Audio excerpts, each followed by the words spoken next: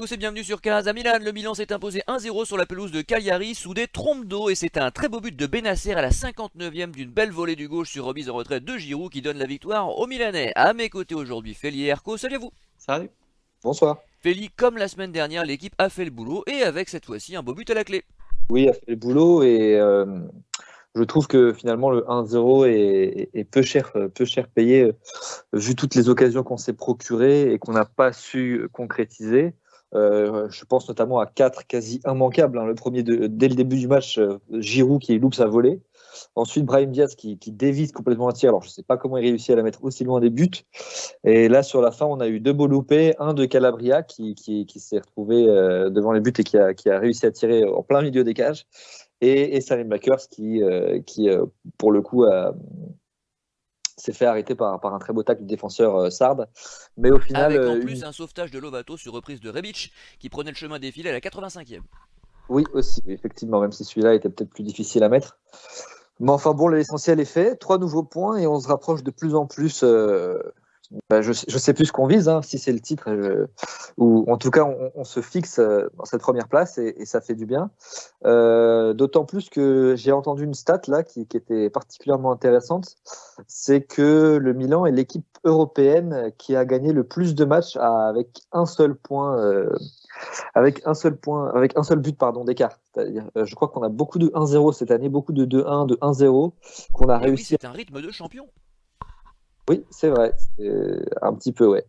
Et ça, c'est vrai que bon, je trouve pas que ce soir on a joué le 1-0 hein, complet. C'est pas vrai. On a juste pas réussi à mettre nos occasions. On a juste pas réussi à mettre nos occasions et on a failli être puni hein, parce qu'à la fin, moi j'y croyais pas parce que franchement les Sards ont vraiment été mauvais devant du début à la fin du match. Et donc moi quand j'ai vu que Benacer a marqué, pour moi j'étais quasiment certain qu'on allait gagner tranquillement 1-0. Et au final, ils sortent quand même une belle occasion sur la fin, sur une belle tête de Pavoletti qui tape la barre. Donc il y a une petite frayeur, même si au final, franchement, je trouve que le nul aurait été horrible parce que ça aurait été. Enfin, on se serait fait punir vu toutes nos occasions qu'on a ratées, ceci dit, hein, mais ça aurait pas été très juste. Donc au final, une belle victoire 1-0 qui fait du bien avant la trêve. Oui, c'est vrai qu'avant cette tête sur la barre, il n'y a pas eu une seule occasion côté Sardes. C'est vraiment leur seule et unique incursion réelle dans le camp milanais. La défense milaniste a été très efficace. Erco, on en pense ce qu'on veut. C'est peut-être pas flamboyant, mais c'est solide et efficace. Efficace, oui, enfin on peut dire par rapport au nombre d'occasions créées, on peut pas dire ça, mais solide, oui, voilà, c'est peut-être le seul point positif vraiment que je trouve à l'équipe, c'est une solidité défensive. Mais le reste, j'ai quand même un petit peu d'inquiétude d'un point de vue technique pour le secteur offensif, parce que je trouve que c'est quand même un peu effarant. Pendant quasiment 60 minutes, on s'est contenté quasiment que de balancer des longs ballons devant en espérant que Giroud la dévide la tête. C'est un peu frustrant quand même, ça manque clairement de lucidité devant. C'est en fin de championnat, ici, on a quand même 3 matchs faciles. Après, les 5 derniers vont être un peu plus compliqués. Donc, il faudra essayer d'engranger un maximum de points. Parce que même mine de rien, par rapport à l'Inter qui a fait le match nul, on a quand même une belle petite avance sur eux et 3 points sur Naples. Donc, je pense qu'on peut clairement parler de Scudetto, parce que si on ne peut pas se nier à être premier à cette période de l'année. Il reste quoi, 8 matchs, quelque chose comme ça, avec un minimum de 3 points d'avance sur le deuxième. Oui, on peut viser le Scudetto. Clairement, on doit en parler, il ne faut pas avoir peur. Mais est-ce qu'on a. Enfin, je n'arrive pas à comprendre comment on peut arriver à cette première place quand on voit les derniers matchs. Quand je ne parle pas des 5, je parle des 10-15 derniers matchs qui sont quand même été vraiment pas terribles. Maintenant, il vaut mieux mal jouer et gagner, comme dirait Allegri, mais voilà, c'est un peu tristouné quand même. Je pense qu'on est quand même porté par une grosse solidité défensive. C'est surtout l'axe défensif. Moi, Tomori Kalulu, je suis totalement amoureux.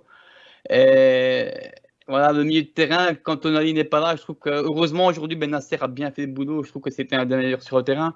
Mais globalement, je trouve que ça manque clairement d'impact. Et je pense que pour moi, je conteste le choix de. Enfin, voilà, c'est que mon avis, ça n'a aucune valeur. Mais d'Allegri, je pense que de retirer Salemaker, pour moi, même si c'est pas évidemment le De meilleur Pioli. joueur technique. Allegri n'est plus là depuis quelques années.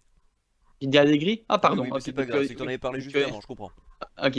Donc, de Pioli, c'est que je trouve que on peut dire ce qu'on veut, mais quand Salamaker, s'il est là, même si son match n'est pas flamboyant, etc., je trouve que l'équipe joue mieux. Il apporte une certaine largeur, peut-être un meilleur soutien, une meilleure entente avec Calabria. Je ne sais pas quelle est la raison du fait pourquoi, quand Salamaker c'est là, on joue mieux. Mais pour moi, là, c'est une certaine réalité. C'est triste de me mettre de bannir comme ça, parce que ça fait combien de matchs qu'il est plus titulaire, qu'on lui donne 5-10 minutes en fin de match. Or, que je trouve que Messias est au moins tout aussi mauvais offensivement, voire même pire. Pour moi, c'est un joueur. Et j'ai pas envie de taper sur ambulance, qu'il en peut rien, il a une bonne mentalité. C'est pas de sa faute s'il n'y a pas de niveau qu'on a recruté. Mais voilà, je trouve ça frustrant de bannir un joueur comme ça un petit peu gratuitement, parce qu'il n'y a pas vraiment de raison tactique ou technique de préférer Messias. Et voilà, c'est un petit peu le même problème avec Diaz aussi. Je trouve qu'on pourrait essayer autre chose plutôt que de le mettre. Je vois pas en quoi Maldini pourrait être moins bon.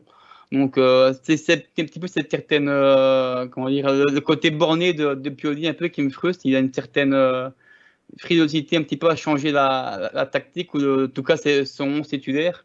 Voilà, et quand l'équipe joue mal, il faut quand même des fois penser aussi à essayer d'améliorer. On passe, ça passe, les 3 points sont là. Ça fait 2-3 fois qu'on passe un peu tout juste, mais ça va peut-être pas marcher jusqu'à la fin de la saison.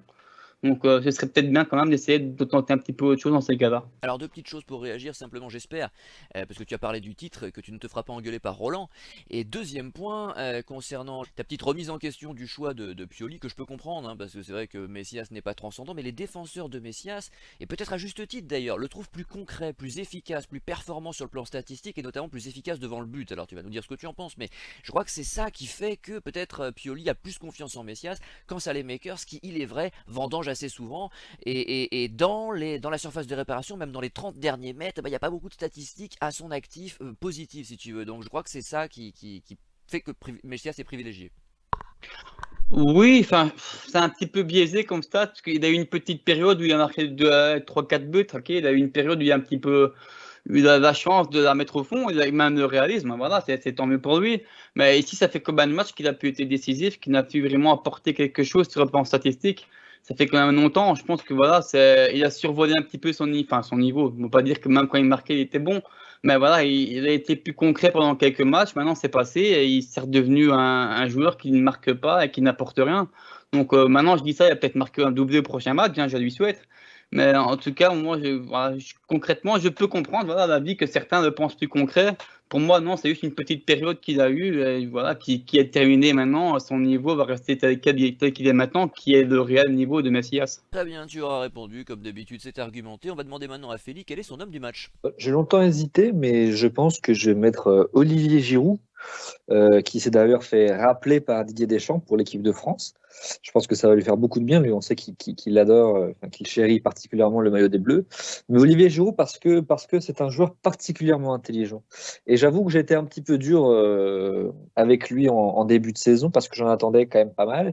Et sur sa première partie de saison, je le trouvais moins bon. Après, effectivement, il avait les circonstances atténuantes, puisqu'il a été blessé, il a eu le Covid. Et donc, je trouvais qu'il pesait pas assez souvent sur le jeu de l'adversaire. Et depuis, il a repris confiance, il a repris forme également. Et on voit un joueur qui pèse énormément sur la défense adverse. Son jeu en remise est exceptionnel, hein. Il y a peu d'attaquants qui sont capables d'avoir la justesse comme ça de son jeu en remise. Et là, ça fait quand même quelques passes décisives qu'il nous fait. Et puisque c'est lui qui fait la passe pour Benasser, alors la passe, elle n'est pas super bien dosée, mais l'important, c'est qu'il puisse la remettre. Et puis Benasser, techniquement, il te sort une superbe reprise de volée.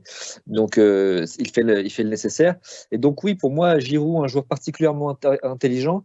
On le voit aussi notamment sur les touches, hein. Il n'y a pas eu quasiment une touche sans que c'est lui qui redescend pour nous la ressortir. Donc, il permet de faire avancer les choses.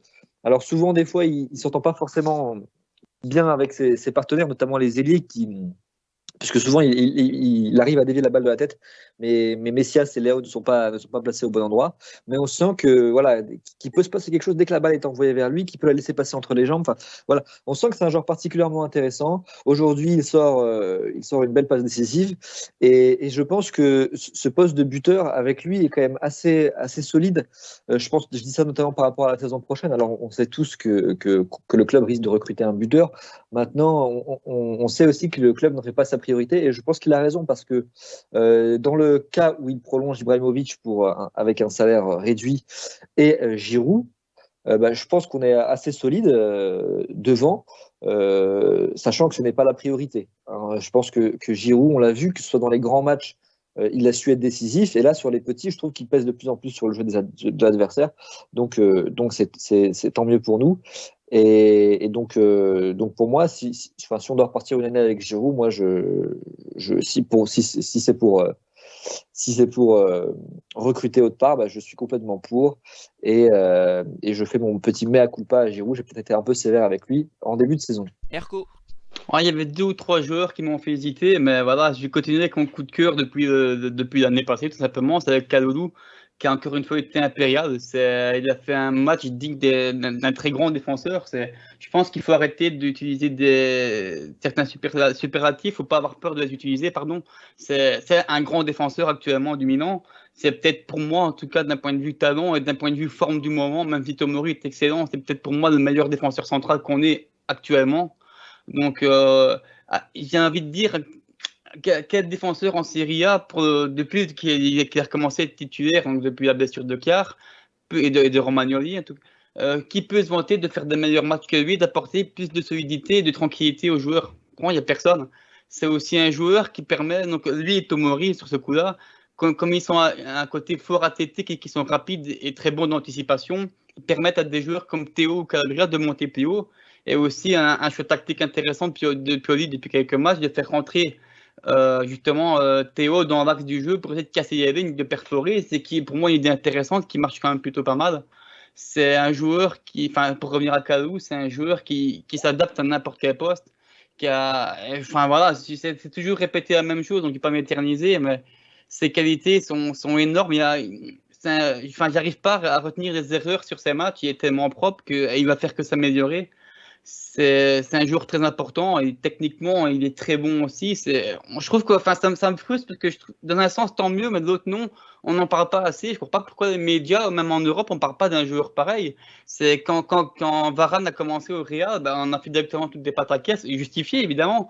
Mais pour moi, Kalulu a un petit peu le même parcours. Depuis qu'on le met titulaire au Milan, il est impeccable, il y a une progression énorme.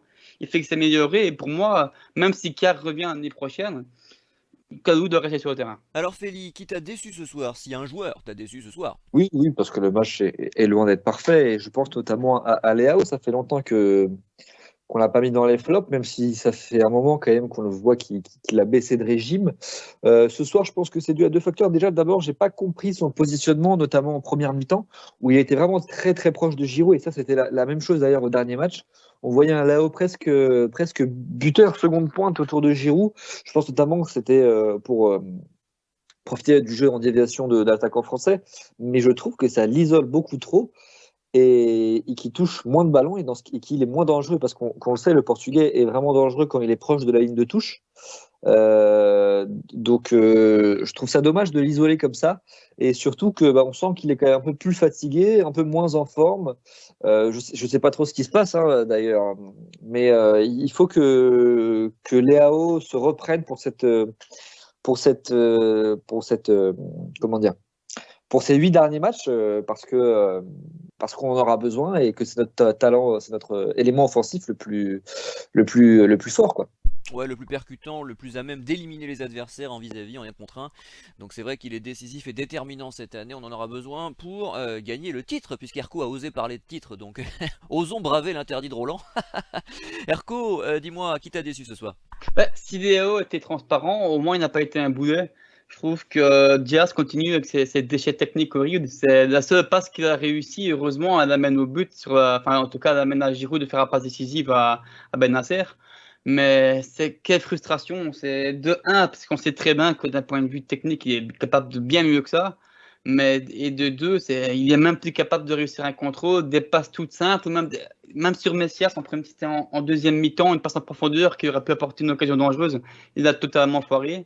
Alors certes, c'est peut-être pas le seul qui a eu pas mal de déchets techniques aujourd'hui, mais c'était en tout cas le seul qu'on a eu autant. Je me rappelle pas, à part sa passe réussie, comme je l'ai dit pour Giroud, j'ai pas souvenir d'une action dangereuse qu'il a créée. C'est un joueur qui ne percute plus, j'ai l'impression qu'il est lourd. Encore une fois, son défaut, c'est qu'il a un physique Fred. Avant, il compensait justement par une bonne technique de la percussion et des contrôles orientés dangereux. Il ne le fait plus. C'est devenu un joueur totalement lambda et qui devient plus handicapant pour l'équipe qu'autre chose. J'en viens à regretter le fait que Kessié joue meneur de jeu. Parce que voilà, pour moi, c'est dommage que on sait de quoi il est capable. En fin de saison passée, il a montré quand même plus ou moins l'étendue de son talent, même si on sait très bien que d'un point de vue de la finition, il y a toujours un gros défaut. Mais là, il ne montre plus rien du tout. C'est très dommage que, voilà, comme je dit, c'est peut-être, on avait dit au tout début qu'il était arrivé, d'un point de vue technique, c'est peut-être purement technique, le meilleur joueur de l'équipe. Mais là, il y a une dégringolade dans son niveau de jeu actuel. C'est dommage. On se demande pourquoi. Est-ce que c'est mental, une blessure ou je ne sais pas. Je ne n'arrive pas à comprendre parce qu'il n'y a pas vraiment de raison valable. Il a quand même encore la confiance du coach. Il n'a pas été banni de l'équipe pendant longtemps. Voilà, c'est frustrant. Et j'espère en tout cas que ça va vite changer. Mais à ce niveau-là, il ne faut même pas penser à essayer de le racheter parce que s'il continue à ce niveau-là, ça va être totalement ingérable en tout cas. Dernière rubrique, les accessites. De qui Feli va-t-il nous parler ce soir? Je voudrais parler des deux autres joueurs que j'hésite à mettre en top, mais c'est la paire de latéraux que j'ai trouvé vraiment excellent ce soir. Alors, d'abord Calabria, parce que celui-ci revenait d'une année plutôt décevante, je trouve, et ce soir, il a été solide défensivement, comme à son habitude, mais il a aussi su faire quelques relances très intelligentes et des longs ballons bien placés pour une fois. Et dommage pour son occasion manquée, mais son but n'aurait pas été démérité parce qu'il s'est vraiment bien démené. Et je ne sais pas si vous avez remarqué, mais aujourd'hui, les latéraux ont joué très recentrés dans l'axe et n'ont pas hésité à proposer pour relancer dans l'axe. Alors ça, c'était aussi une consigne de Pioli, mais les deux ont été particulièrement intéressants. Et Hernandez également, qui a rendu la vie dure à Bellanova, hein, qui est notre ancien joueur et maintenant sur le côté droit de Cagliari. Mais Hernandez est également très très fort. Alors on peut juste regretter que le Français a toujours tendance à plonger un peu trop facilement. Notamment, je pense, au tout début de match où il plonge, mais c'est tellement ridicule que même lui, il se relève sans y croire. Donc ça, c'est vraiment le gros défaut du français, mais l'ahurie comme on l'appelle. Mais bon, ça, aucune surprise là-dedans. Mais de manière générale, une bonne performance de nos latéraux. Et c'est par hasard si on enchaîne les bonnes prestations défensives, parce qu'effectivement, la paire Kalulu-Tomori est excellente. Mais on peut aussi souligner que nos deux latéraux sont vraiment très bons. Erco. On en a parlé, vous en avez parlé tout à l'heure, et voilà, ça fait quelques matchs comme ça. Je vais mettre ici dans les accessites. Pour moi, c'est Benacer. Voilà, s'il est revenu vraiment à un excellent niveau ces derniers matchs. C'est devenu le joueur avec une aisance technique qui est justement très agréable d'avoir joué, en plus de ses qualités de récupération. Voilà, il a même défaut que Verratti, c'est-à-dire qu'il tire jamais au but et quand il le fait, c'est pas terrible. Mais quel joueur, quel impact sur le terrain. Si on n'a pas ressenti justement l'absence de Tonali, c'est grâce à lui. Et justement, je me languis de voir les deux jouer ensemble à leur meilleur niveau. Ça va peut-être la clé justement d'un minimum de jeux retrouvés. Et le but, d'un point de vue justement purement technique, c'est quelque chose de magnifique puisque c'est un geste qui est totalement voulu, totalement contrôlé. Même si la passe est aussi bien vue, très bien vue de Giroud, c'est là aussi qu'on voit l'expérience des grands champions. Mais voilà, le geste technique de Benacer, tout en finesse, placé parfaitement, c'était imparable pour le gardien. C'était mieux que ça, il n'aurait pas pu la mettre. Voilà, pour moi, c'est justement une récompense pour ce joueur qui justement a retrouvé justement, même s'il était bon dans les derniers matchs, je trouve qu'il je ne retrouvais pas Benacer avec le côté dribble facile que tu avais l'impression qu'il pouvait dribbler 3-4 joueurs sans pouvoir s'arrêter. Aujourd'hui, je l'ai revu. Le dernier match un petit peu aussi. Ça va faire beaucoup de bien sur la fin de la saison. J'espère qu'il va continuer comme ça parce que ça pourrait être un joueur clé pour la prochaine saison. Comme je le répète une fois, mais le duo Tonali et Benacer sur le terrain, c'est quelque chose qui peut vraiment faire rêver les supporters, je pense. Passons au mot de la fin de Feli.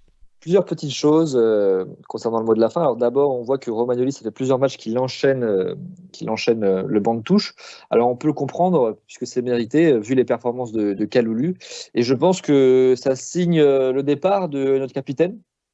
Alors moi, vous le savez, moi je suis un grand fan de Romagnoli. Enfin, c'est normal, hein, c'était notre meilleur joueur pendant nos années sombres. Et notre capitaine qui a prolongé malgré tout. Mais je pense que voilà, c'est le moment pour lui de partir. Alors que en début de saison, j'étais plutôt pour qu'il prolonge, surtout que sa saison en soi n'est pas mauvaise. Mais je pense que mieux vaut qu'il parte maintenant sur une bonne saison plutôt qu'il fasse les saisons de trop où il enchaînera le banc finalement avec un gros salaire où il n'apportera finalement pas grand chose à l'équipe.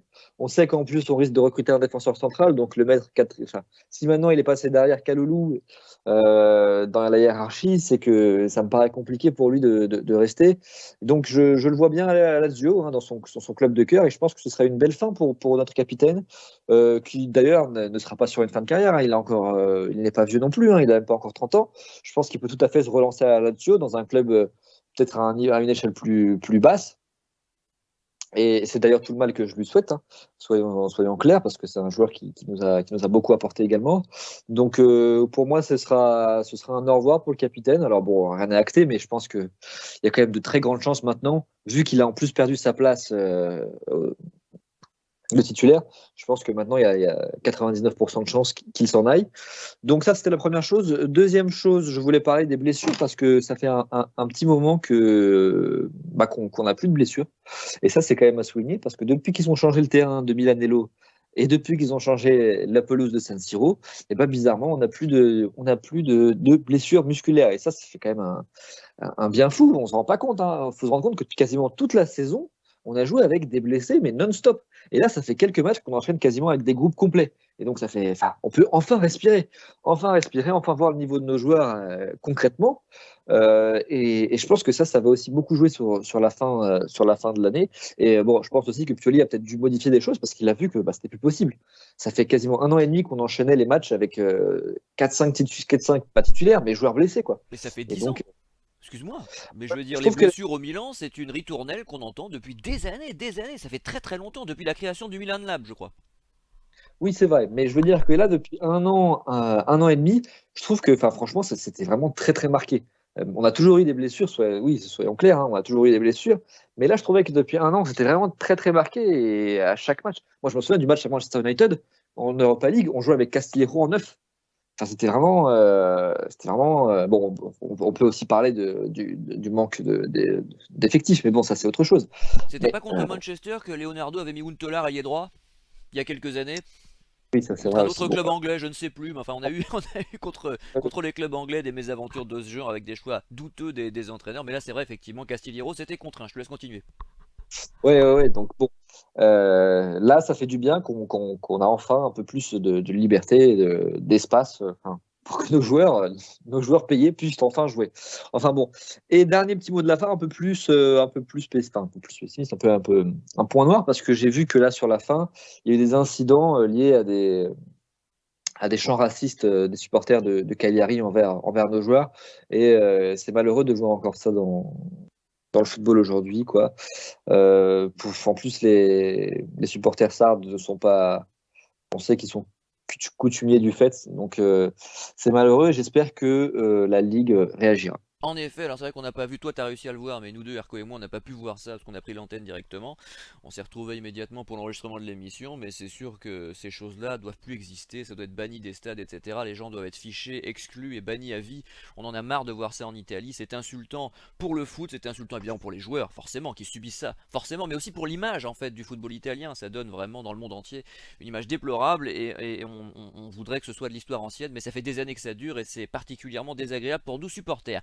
Erko, quel est ton mot de la fin? Bah, oui, juste pour rebondir un petit peu là-dessus, c'est que ce qui est totalement débile dans ces champs racistes qui sont dans le football, que ce soit en Italie ou partout, c'est que des joueurs étrangers, on en a dans quasiment toutes les équipes, et les équipes, et les supporters justement, qui crient ces obscénités, ben, on eux-mêmes, enfin, supportent eux-mêmes des joueurs étrangers, donc c'est hypocrite et c'est totalement débile. C'est là qu'on voit justement la stupidité des gens qui chantent ça, il n'y a pas d'autre mot à utiliser. Sinon, pour terminer sur le mot de la fin, j'ai envie de partir sur un mot de la fin en deux phases. La première, c'est qu'on a actuellement, virtuellement, et au minimum 12 points d'avance sur la 5e place. Ça veut dire que virtuellement, parce que l'Atalanta a 2 matchs de retard, et que si elle gagne toutes les deux, on a minimum 12 points. Donc, à 3-4 victoires près, on est quasiment assuré de terminer 4e, ce qui est quand même peut-être l'objectif principal de la saison, c'est de se requalifier une nouvelle fois en Ligue des Champions, et c'est quasiment acquis, sauf une catastrophe évidemment. Mais la deuxième chose, c'est que, voilà, c'est ce que je disais tantôt, on est à 3 points d'avance sur Naples, et je pense que Naples, en cas de qualité, sont quand même premiers s'il y a une égalité. Et l'Inter, avec le match nul qu'ils ont fait aujourd'hui, et même avec leur match de retard, ils ont minimum 3 points donc, de retard sur nous. Et là, c'est le sens inverse, c'est que si l'Inter a égalité de points avec nous, donc justement, là, on reste premier. Donc, Et puis il y a voilà, la dynamique parce que l'Inter s'effondre totalement. Ah oui, C'est-à-dire que totalement. nous on est Oui. sur une bonne dynamique, on fait des clean sheets, on les enchaîne, défensivement on est impériaux, etc. Mais l'Inter c'est tout le contraire. Depuis son élimination en Ligue des Champions, même depuis le derby en réalité, l'Inter s'effondre totalement. Oui, et est-ce qu'on peut pas dire justement qu'actuellement, même si évidemment l'Inter est encore totalement dans la course, mais est-ce qu'actuellement le vrai gros rival actuellement pour le titre, Est-ce que c'est pas Naples? Parce que Naples aussi enchaîne justement une bonne dynamique. Ils ont récupéré un Osimhen qui est totalement en feu. Offensivement, c'est quand même plus concret que nous. Ils ont quand même des meilleures armes, même sur leur banc. Donc voilà, c'est peut-être eux, maintenant qu'on connaît l'habitude de Naples de s'effondrer dans un moment important, ben pour le moment, on a la 30e journée, ils sont toujours deuxième avec une possibilité de passer première à n'importe quel moment. Donc voilà, c'est une course pour le titre justement qui est intéressante. On critique des fois à juste titre la Serie A, mais voilà, même si le chaos de la Juve a été très frustrant, moi en premier, même si je déteste ce club, bah, ça me fait mal pour le football italien. On a quand même eu la chance d'avoir une belle Atalanta en Europa League et une Rome qui a aussi rattrapé un petit peu le niveau des Italiens en Europe. Donc deux clubs qui jouent dans des compétitions européennes autres que la Ligue des Champions, c'est quand même rare en Italie, il faut le souligner quand même. Et justement, on a une fin de saison qui est totalement incroyable. C'est-à-dire que même la Juve pourrait peut-être, enfin, en tout cas, croire entre guillemets au titre. Donc, en tout cas, la course pour les 3 premiers est franchement extraordinaire. On ne peut pas dire actuellement qui est favori, parce que ça se joue vraiment à un poil. On est le seul championnat dans le top 4 à avoir justement un championnat aussi serré. Voilà, quand on parle d'un Serie A qui n'est pas compétitif, qui d'habitude était habitué avec une Juve qui est quand même avec 10 points d'avance au mois de janvier, mais si c'est plus du tout le cas, je trouve que c'est aussi quelque chose qui s'est resserré, c'est que les concurrents sont peut-être un peu plus réguliers, même si évidemment les gros favoris manquent un petit peu justement eux de régularité dans les gros résultats, mais ça apporte cette compétitivité. Et justement, il y a d'avoir aucune équipe qui arrive à sortir du lot dans les 4-5 premiers. Je trouve que c'est vraiment quelque chose qui est important pour le championnat. Et c'est très agréable, que ce soit pour le supporter d'une équipe ou pour le supporter neutre de souligner. Donc voilà, oui, la Serie A a des défauts, mais elle a aussi des qualités. Et ça fait quand même depuis plus ou moins 2 saisons que c'est comme ça, où le titre se joue dans les toutes dernières journées. Donc moi, c'est quelque chose qui me plaît beaucoup. C'est justement une chose qui a quand même très très longtemps qu'il n'y avait plus en Serie A, parce qu'il y a eu la domination de la Juve et avant ça, celle de l'Inter. Ici, pour une fois, c'est beaucoup plus rééquilibré. Les cartes sont jouées. Des équipes qui étaient habituées, justement, comme j'ai dit, à s'écrouler, sont totalement régulières. J'espère que les équipes sauront rebondir sur ça l'année prochaine pour que toutes, justement, pouvoir s'améliorer. Et en tout cas, redonner un petit peu de blason du côté européen Ligue des Champions aux équipes italiennes. Très bien, nous on se donnera rendez-vous dans quelques jours pour les barrages de la Coupe du Monde, Italie-Macédoine, un gros enjeu, grosse pression, grosse anxiété, je ne sais pas comment cette nationale va réussir à se qualifier pour la Coupe du Monde, surtout en l'absence de son meilleur joueur offensif Chiesa, je ne sais pas comment les Berardi, les Insigne, les Immobile pourraient qualifier cette nationale, mais on va suivre ça intensément avec un Superlio toujours aussi fringant dans ses grands rendez-vous. Bonne soirée, bon dimanche à tous, salut! Salut!